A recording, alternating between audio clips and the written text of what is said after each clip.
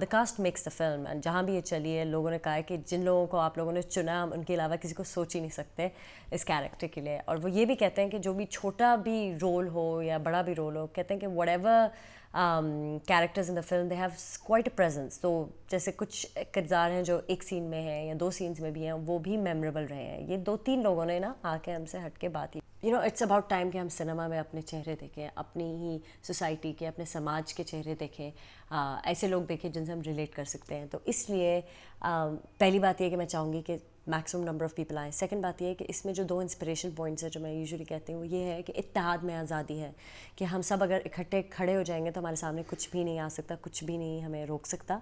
Secondly, हमारी society में इत्तेहाद is very important, जहाँ पे मज़हब के नाम पे, क्लास सिस्टम के नाम पे इतनी मुख्तलिफ़ चीज़ों पे फ़िरके बनाए जाते हैं, और कि मैं सिंधी हूँ, पठान हूँ, बलोची हूँ, पंजाबी हूँ, मैं पाकिस्तानी नहीं हूँ. I think that the film is celebrating कि अच्छा ठीक है, मुल्क एक बन गया है, अब उसकी इज़्ज़त करें, उसको आगे बढ़ाएं, और ये इत्तेहाद से ही बनेगा, फ़िरकों में और बंटवारों में नहीं बन सकता.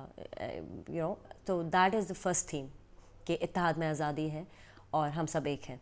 सेकंड थीम ये है कि एक इंसान भी बहुत फ़र्क कर सकता है, और ये इंस्पिरेशन है जोश की कि एक कैरेक्टर जो है वो लोगों को इंस्पायर करता है. शुरू में लोग गालियाँ देते हैं, रोकते हैं, बेशक उसको कभी ये नहीं कहते कि तुमने कोई अच्छाई की है, लेकिन अंदर ही अंदर उनमें एक आग भड़क पड़ती है. And this is very important कि हर इंसान ये रियलाइज़ करे कि चाहे वो छोटे इनकम का हो, बड़े इनकम का हो, बड़े बाप का बच्चा हो, छोटे बाप का बच्चा हो, हम सब में ऐसी एक कुव्वत है क्योंकि हम में एक सोच है, और हम उस सोच से एक या दो लोगों को भी अगर चेंज कर सकते हैं. इसमें बड़ी लेवल में मैं ये नहीं बिलीव करती, हालांकि लोग कहते हैं कि आर्टिस्ट की फ़िल्म जो है लोगों की ज़िंदगियाँ चेंज कर सकता है. इतने बड़े हम लोगों के एम्बिशन नहीं है. ये एम्बिशन है कि येस, सोच ज़रूर थोड़ा सा बदले, थोड़े से क्वेश्चंस ज़रूर आए आपके दिमाग में, और थोड़ी सी इंस्पिरेशन आए. मेरे नज़दीक आर्ट जो है वो इंस्पिरेशन के लिए है, और अगर हम इस फिल्म से लोगों को इतना इंस्पायर कर सकते हैं कि होप है, और लोग ऐसे हैं अच्छे हमारे समाज में जो हमारे प्रॉब्लम्स को फेस कर सकते हैं और जो इतनी कुव्वत रख सकते हैं उनके सामने खड़े होकर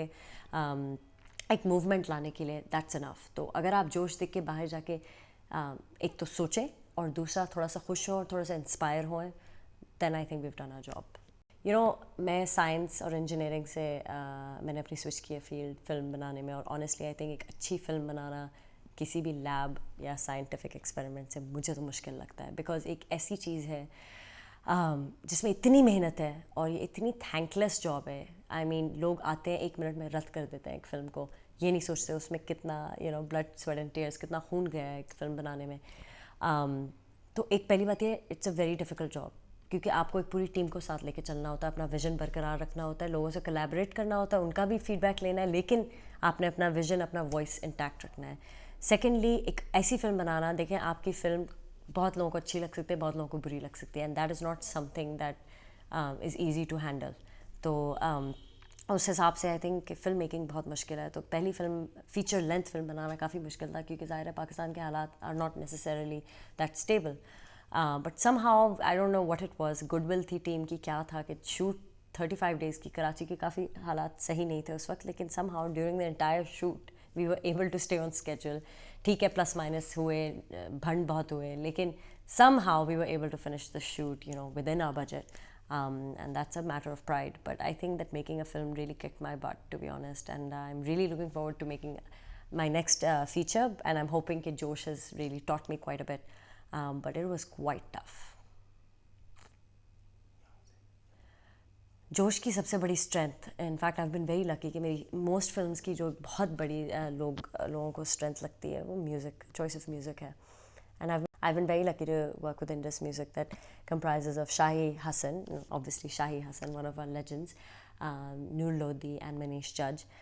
इन लोगों ने 3 हमें गाने दिए हैं. एक उर्दू इंग्लिश वर्जन है जोई बिका जी का, एक beautiful romantic track, thought provoking. एक है हमारे समाज के हाल पे रिफ्लेक्टिव, अल्लामा इकबाल की शायरी पे, मोहब्बत का जुनून के नाम से ट्रैक है, जो कि मेरे नज़दीक फ़िल्म की थीम है, और जिसने भी सुना है वो इतना कैची ट्रैक है that I think it will really create a presence in the society जब हमारा म्यूज़िक लॉन्च होगा.